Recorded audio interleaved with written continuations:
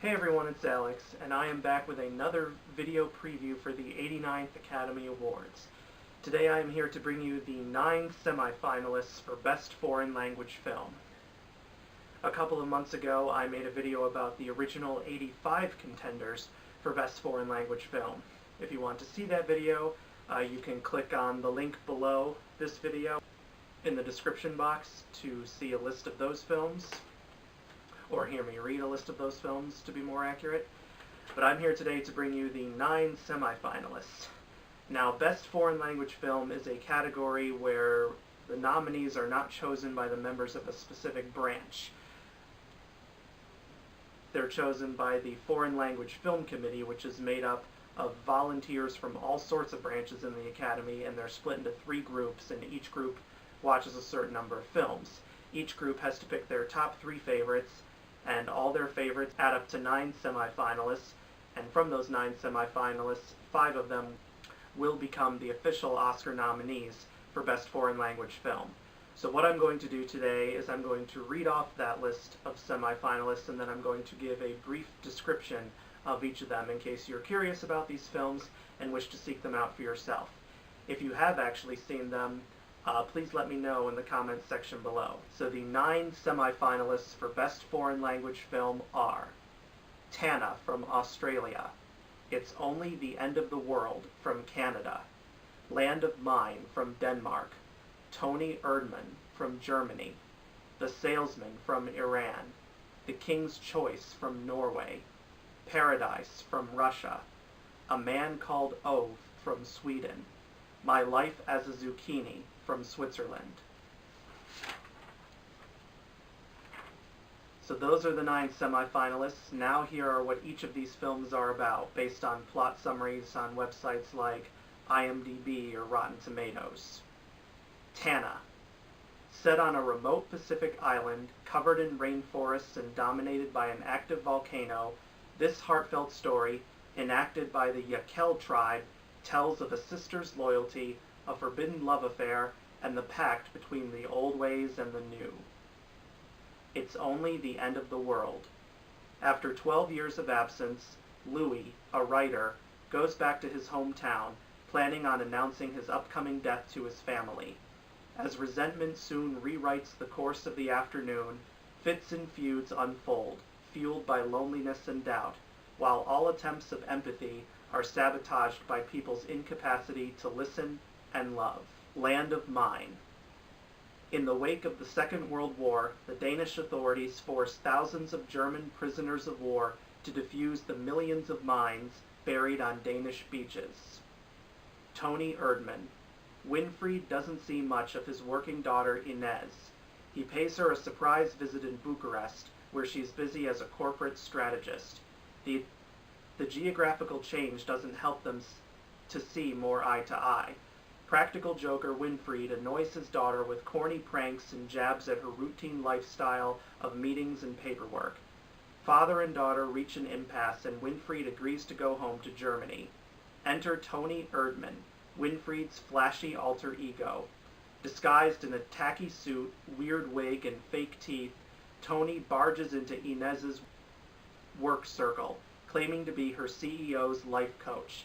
As Toni, Winfried doesn't hold back, and Inez meets the challenge. The harder they push, the closer they become. In all the madness, Inez begins to see that her eccentric father deserves a place in her life. The Salesman. Forced to leave their collapsing house, Rana and Imad, an Iranian couple who happen to be performers rehearsing for Arthur Miller's Death of a Salesman, rent a new apartment from one of their fellow performers. Unaware of the fact that the previous tenant had been a woman of ill repute having many clients, they settle down. By a nasty turn of events, one of the clients pays a visit to the apartment one night while Rana is alone at home taking a bath, and the aftermath turns the peaceful life of the couple upside down. The King's Choice. Faced with the invasion of Nazi forces, Norway's King Haakon VII is forced to decide between continuing the fight against the Germans or acquiescing to their takeover of his nation. Paradise. Paradise is about 3 people whose paths cross during a terrible time of war. Olga, a Russian aristocratic emigrant and member of the French resistance, Jules, a French collaborator, and Helmut, a high-ranking German SS officer. A man called Ove. Ove is the quintessential angry old man next door, an isolated retiree with strict principles and a short fuse, who spends his days enforcing block association rules that only he cares about and visiting his wife's grave. Ove has given up on life. Enter a boisterous young family next door who accidentally flattens Ove's mailbox while moving in and earning his special brand of ire. Yet from this inauspicious beginning an unlikely friendship forms, and we come to understand Ove's past happiness and heartbreaks. What emerges is a heartwarming tale of unreliable first impressions and the gentle reminder that life is sweeter when it's shared. My Life as a Zucchini.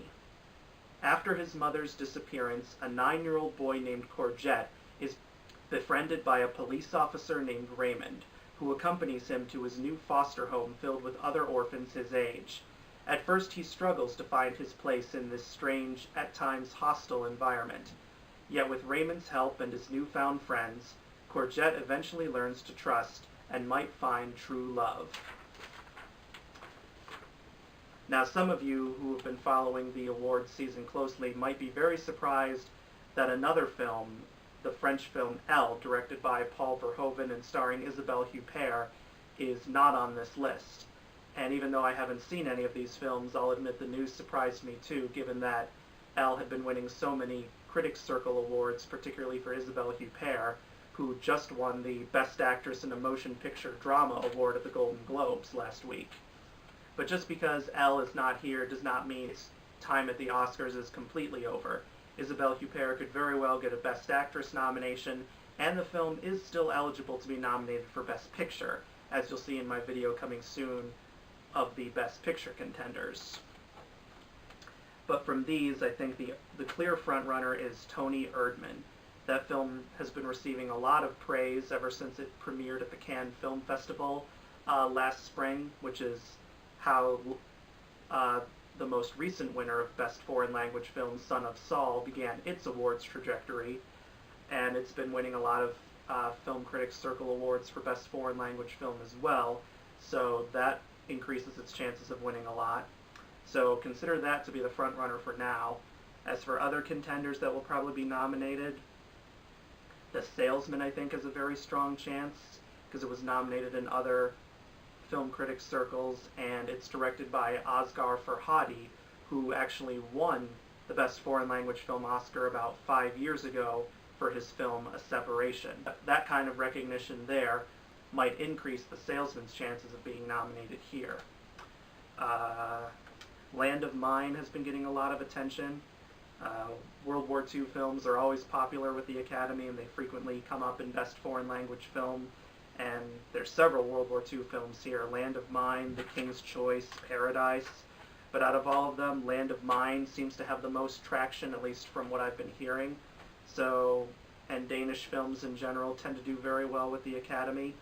So consider those two factors a strong pull towards its getting a nomination.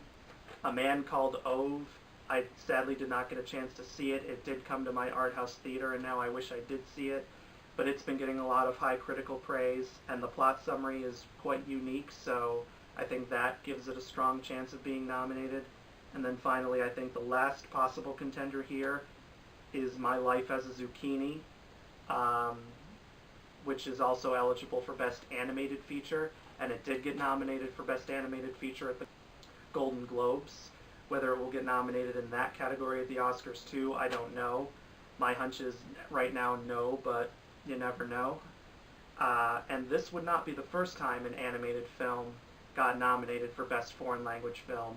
The Israeli film Waltz with Bashir, which is like an animated adult film, got nominated. The Missing Picture, which is a Cambodian film, I believe there's some animation in that film. I've never seen it, but that got nominated a few years ago. So there is precedent of animated films getting nominated in this category. Whether it will in this case, I don't know, but The fact that an animated film made it into the top 9 certainly boosts its chances, but like with Best Documentary Feature, this is not always a predictable category. There are some films that are obviously going to get in because of the high praise, like Tony Erdmann. There's no way that won't get in just because of the high praise. Same with The Salesman and probably Land of Mine, and A Man Called Ove, like I said, has a very strong chance. So who knows, maybe My Life as a Zucchini will be the 5th nominee, or maybe it will be Paradise, since many Russian films have been nominated in the past. And this is not necessarily a Russian film that's related to anything going on in Russia right now under the politics of Vladimir Putin. So because of that, the Academy may feel more comfortable nominating Paradise. And The King's Choice could certainly possibly get in, again, due to the World War II theme that the Academy frequently loves. But It's Only the End of the World could possibly maybe sneak in as well, because Canada has done very well in this category before in terms of being nominated. And its director, Xavier Dolan, he's one of those up-and-coming rising directors who's gained quite a lot of fame in Canada for making like French-language Canadian films. And he has his first big Hollywood feature coming out this year called, I think, The Death and Life of John F. Donovan, which has a very big all-star cast. I think it has Natalie Portman, Jessica Chastain, Kathy Bates, and I know there's some others. I can't think of them at the top of my head. But he's poised to make a big splash in Hollywood at some point. So, and if he gets nominated here, this could possibly be part of that splash. I haven't really heard too much about Tana, but I've heard it's basically a Pacific rainforest island retelling of Romeo and Juliet, so maybe that could appeal to the Academy, because they have nominated Shakespearean films before, whether they were obvious Shakespearean films like the 1948 version of Hamlet or the 1968 version of Romeo and Juliet, or films that were based on Shakespeare but are not necessarily direct adaptations of Shakespeare, like The Lion King, which is basically an adaptation of Hamlet. So overall, right now, I'm guessing the 5 nominees will be Tony Erdmann, The Salesman, Land of Mine, A Man Called Ove, and My Life as a Zucchini. We'll see what the Academy ultimately picks on Tuesday, January 24th, when the official Oscar nominations are announced. But thank you guys so much for watching, and please subscribe to my channel, and stay tuned in the coming weeks and months for more Oscar and other award show related coverage, and I will see you guys next time. Bye!